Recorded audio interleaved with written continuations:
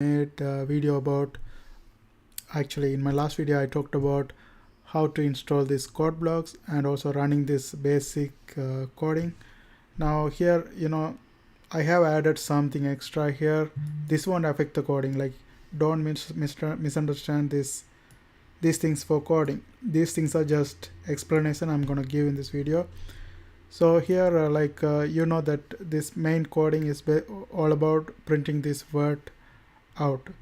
So if you compile and run this one, you're gonna get hello world out there. So these things won't affect this code at all. Like that's the reason you put double slash. Like if you put this double slash and write anything, it won't affect the code. So here I'm going to explain one by one what's going on here. What are these things. So here in C++ coding language, you will see always include IOStream on top.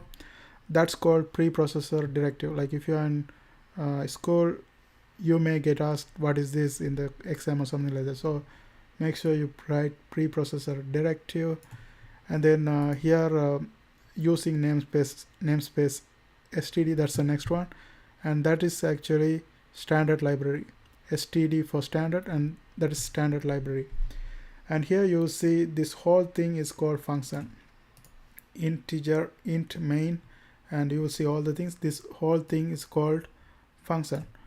And also this name of the function is main. You can put different names, but this is the main function right here, so we call it main.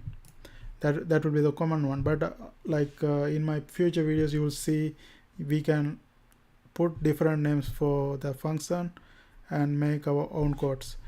So here integer main in this video, and then our purpose is here to print out this hello world on the screen. So cout, that stands for output stream object, and here you will see this double like this mark. That's called stream insertion operator.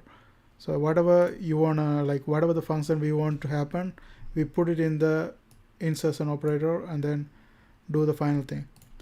And here we have returns, and also we have to know why we have this integer, because whenever we create a code, usually we do a lot of calculations also. Like for example, you can do calculation of your weight, you can do you can literally do physics with coding. You have to just put out information and it's gonna calculate for you. So that's why we use integer as main function.